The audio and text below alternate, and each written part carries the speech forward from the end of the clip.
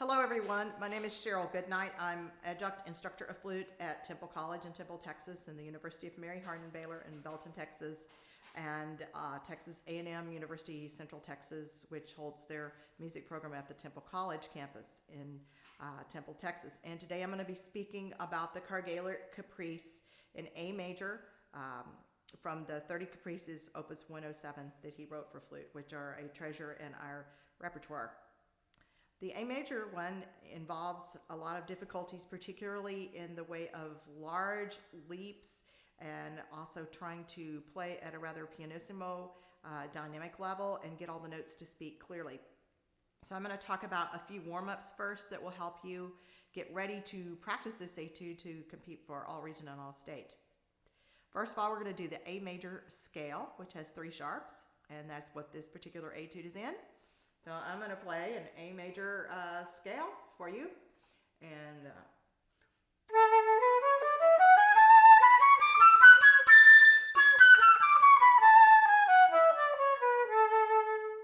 you might also practice this in triplets some, since this piece is basically compound meter type. We're in 9/16, but we're going to practice it in triplets. It's going to be 1, triplet, triplet, 1, triplet, triplet, 1, etc.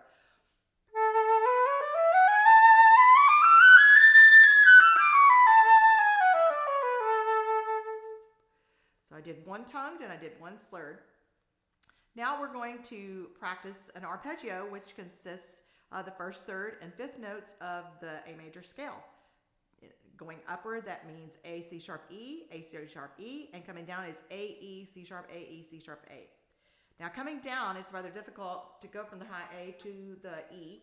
It's a very difficult interval for us, and so what we do is we play high A, then play high E without the pinky, and once the E sounds, we can put the pinky back down. So I'm going to play the whole arpeggio. A, C sharp, E, A, C sharp, E, A, E, C sharp, A, E, C sharp.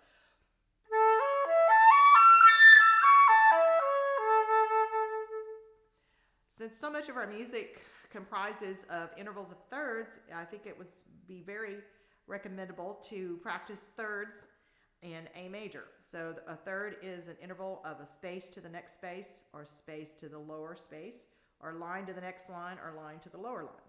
So we have every other note, which comprises of thirds in A major.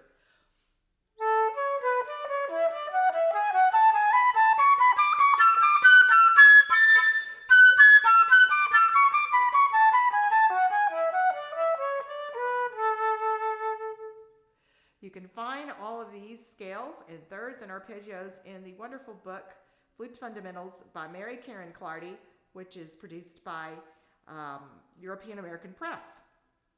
Now we are somewhat almost ready to practice this etude, and I also recommend maybe some slow octaves in the key of A major. We start A to A, back down to low A, B to B, back down to low B, etc.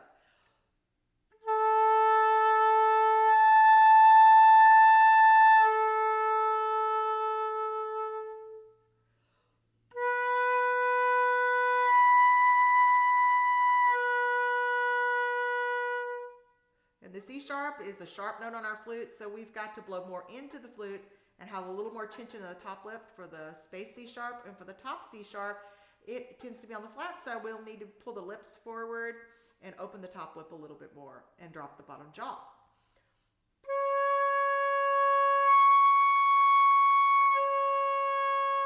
Etc. That's going to go all the way up through your high A.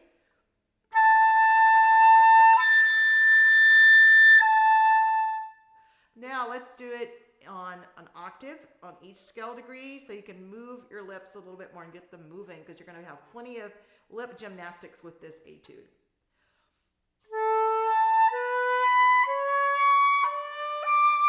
Breathe.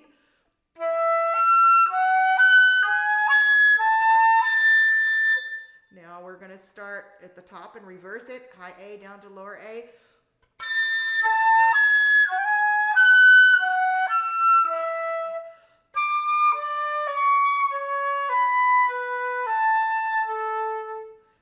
Practice, sometimes we might not like what we do, so I'm going to repeat that Let's see if I can get my lips and fingers just a little more coordinated.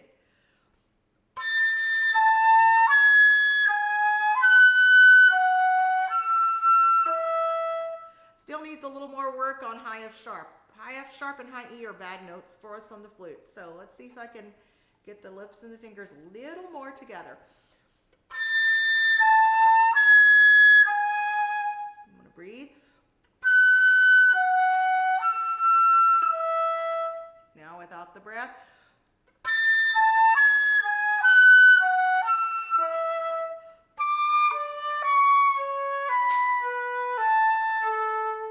Now we can also do this in auto reverse. So let's go top, bottom.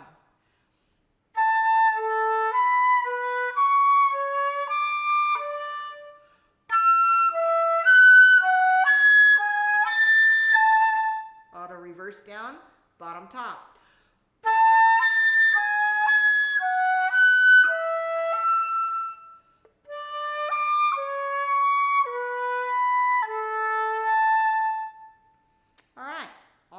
In this etude, we're going to not only have a lot of slurring, but we have a lot of various articulations, such as in measures 1 and 2, we have slur 2 and tongue 1.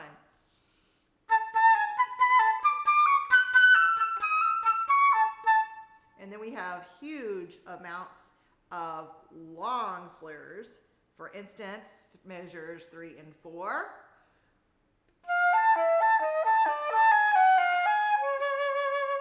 And again, especially from measures 5 to measures 9, you might want to practice this one very slow in half notes.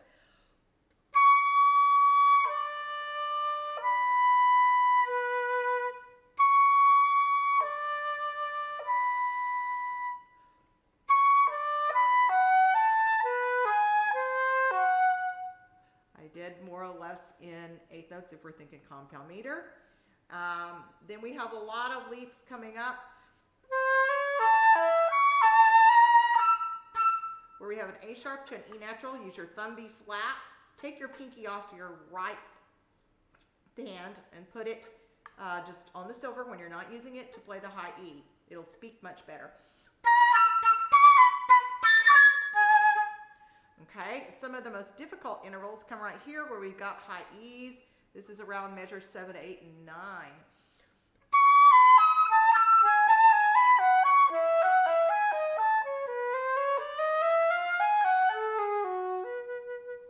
Each of those times that you have a high E, I really recommend taking the right pinky off. But do remember, on the top space E, we've got to put the right pinky down. And again, the E is where the flute actually changes. And we need a little more tension in the top lip to really grip that E. But the notes surrounding it, we need to open our top lip, treat it like a bird's beak. Okay, now some of the other more difficult slurred spots do begin in measures 13, 14, 15, and 16, and particularly 15 and 16, and I'm going to talk about that extensively in a moment. But here's where that actually starts in 13.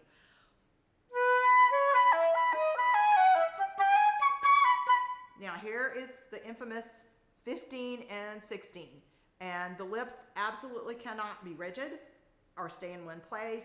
We basically have 3 embouchures on the flute. We have our low register, our middle register, and our high register.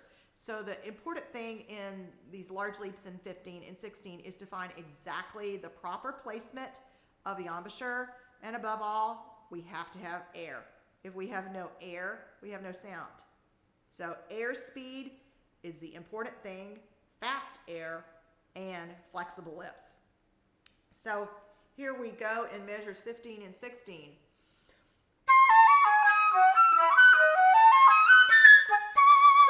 And this is going to vary. Some days you're going to be really pleased with what you do. Some days you're not going to be happy. So I wasn't exactly pleased with what I did. So I'm going to practice it like I'm recommending for you in half notes.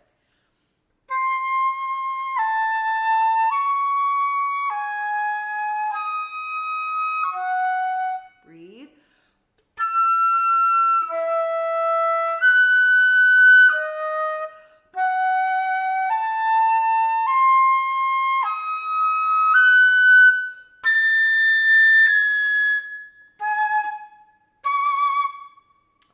do it a little bit faster, say like in eighth notes in 6/8 time.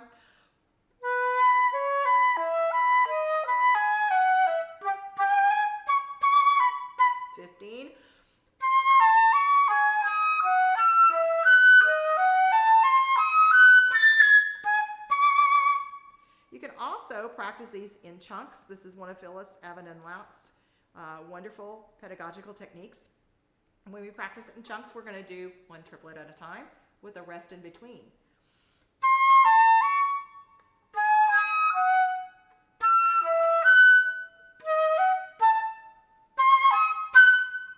I just changed the articulation there. Let me do that again and keep it all slurred for you.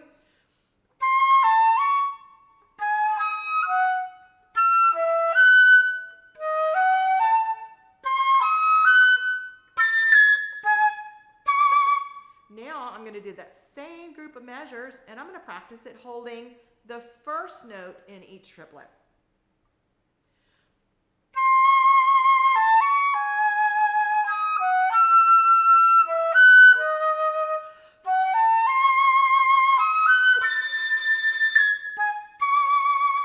And we've reached measure 17. In measure 17, we have a little bit of variance in our articulation. Some of the articulations involve downbeat slurs, and some of them are upbeat downbeat slurs. So when we have a downbeat upbeat slur, like a two-note slur for instance, we emphasize the first note in that slur. When we have an upbeat to downbeat, we need to emphasize the second note to clearly define the downbeat. So I'm going to start right on the upbeat of 1 in measure 17, slowly. There's our high E, again in 18, where we need to remove the pinky. Now we're going to have a combination of upbeat, downbeat slurs. I'm going to begin with the pick up to the next phrase with the low F sharp. I'm going to do it again so that we can get a little bit better intervals.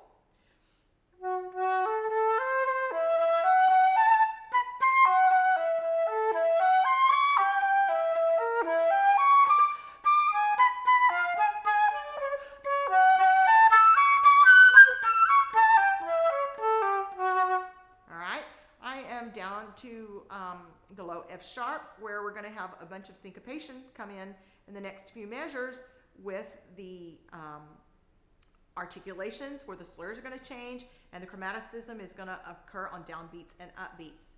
So I'm down to about measure 24 with a low F sharp, and I want to bring out my chromatic line: F sharp, E natural, and D.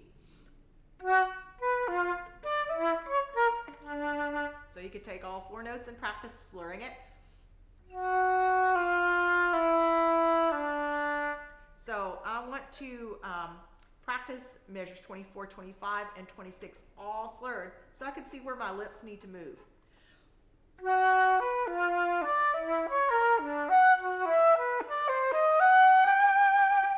Now I am stopping in measure 27. So I'm going to go back and review 24, 25, and 26 just a little bit here. So again, lots of lip gymnastics and lots of changes of articulations, upbeat, downbeat slurs right here starting in 24.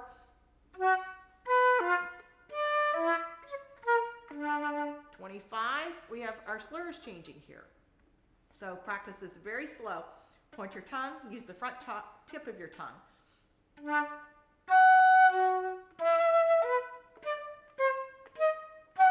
Now that was all with single tongue. However, on the third triplet, if you are so inclined and such more comfortable, actually you may double tongue to gutu. So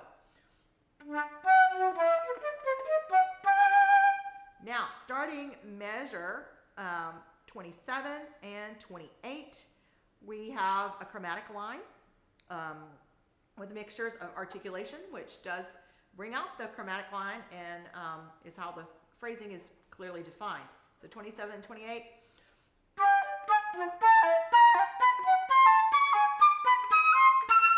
Taking you to high E in measure 29.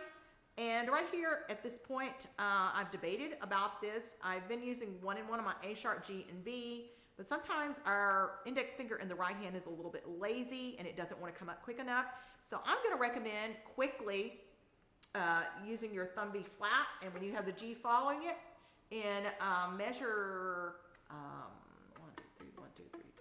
measure 27, I'm going to have you quickly move your thumb over from A sharp to G to B natural so that we get a clean finger technique there.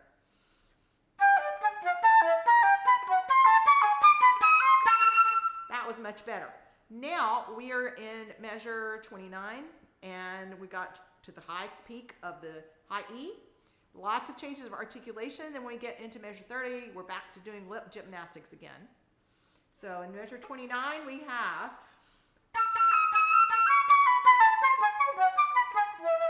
so before we get to the lip gymnastics, we have a chance to use our triple tongue at the end of the measure.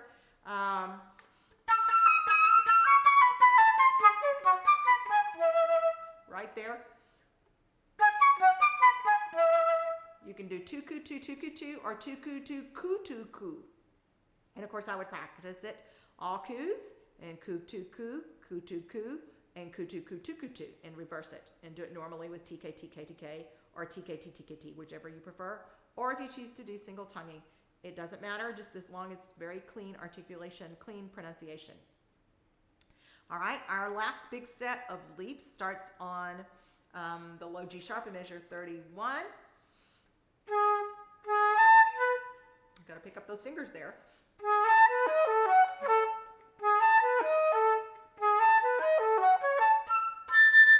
So in that one, we have C sharp A, high E, and high A. And the thing that's difficult about this is we make a diminuendo there.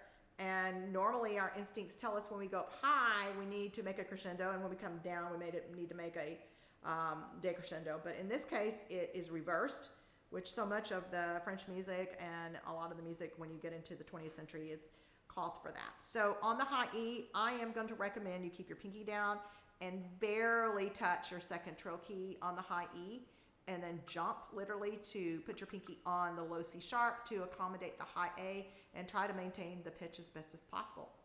So the last measure. One more time.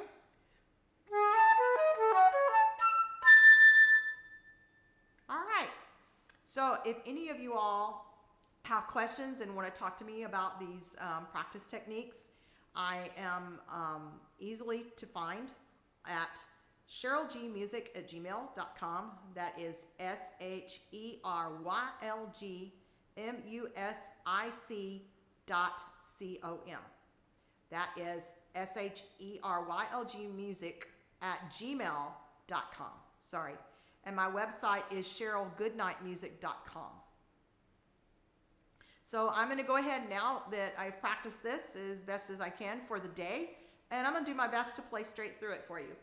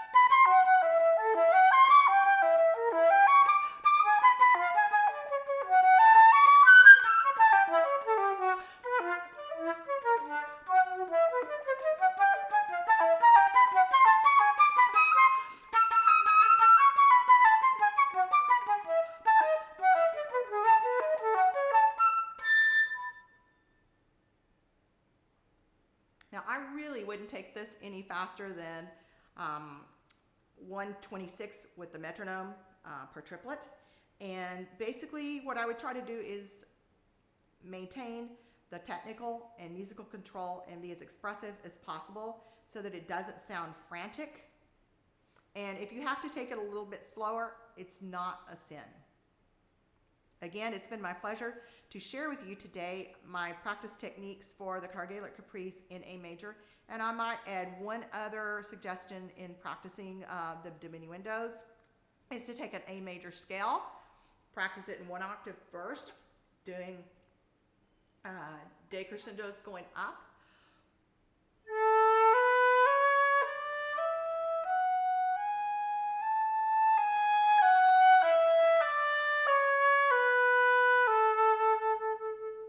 Then practice it from B to B, but still with that same key signature, 3 sharps.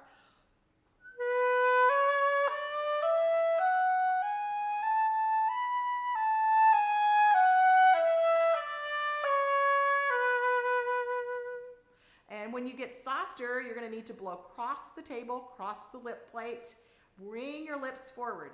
The key to getting good high notes on the high register is more forward motion with the lips.